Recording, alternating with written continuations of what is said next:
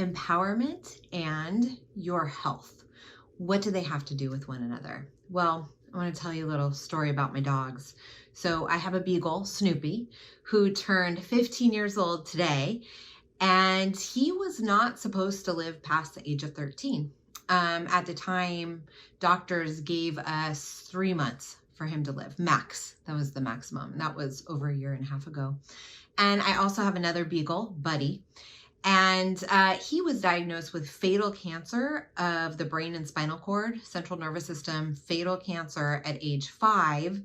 And we were told we had maybe 2 weeks with him, and were recommended by 3 different specialists that we should do a very aggressive chemo treatment with him.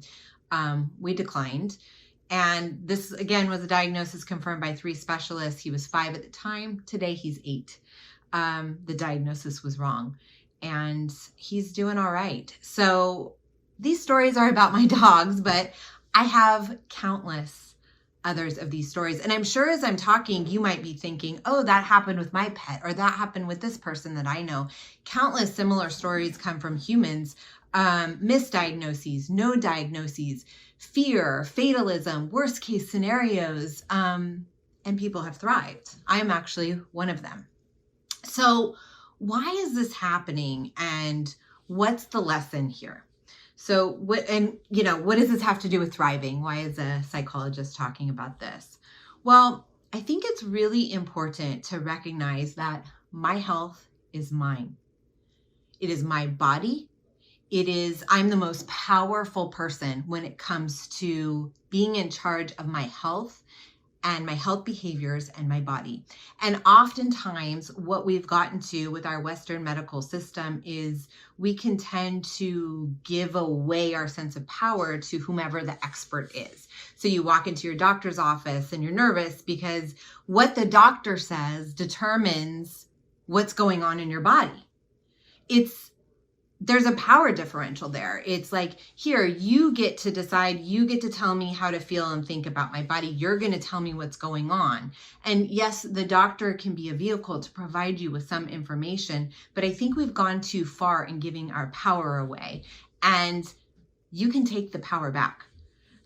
What we've been told from the medical community can be wrong. For example, type 2 diabetes is curable through lifestyle changes. I know a lot of Western MDs who would say that isn't true, despite a lot of evidence that it is. And right now, there's a lot of fear going on about catching COVID or other diagnoses. And yes, there are threats to our health and well-being that are out there. But ask yourself, what are you doing about this? You live in your body. I live in my body. I am taking charge of my health behaviors. I have intuition. So if you give me data about what's going on, I'm not taking it hook, line, and sinker. I am checking in with myself, with my wisdom, filtering it through my integrity, asking what rings true for me? What does my body need, want, think, and feel? And you can do the same. And I have a question for you. Have you taken my suggestions during this time and made sure to make your immune system really robust? Sleep, how's your sleep? Nutrition, exercise, what I call the ABCs of health. They're the foundational building blocks. Also getting out in nature and building relationships and having social interaction. Those things are imperative to your health. And most of us have somewhere where we could work on improving that, even when we're really healthy. That's where I choose to put my focus. And a lot of my high achieving clients put their focus this is my body. I'm empowered. What can I do to ensure my health and well-being? I'd love to hear your thoughts on this. Please feel free to post up in the comment section.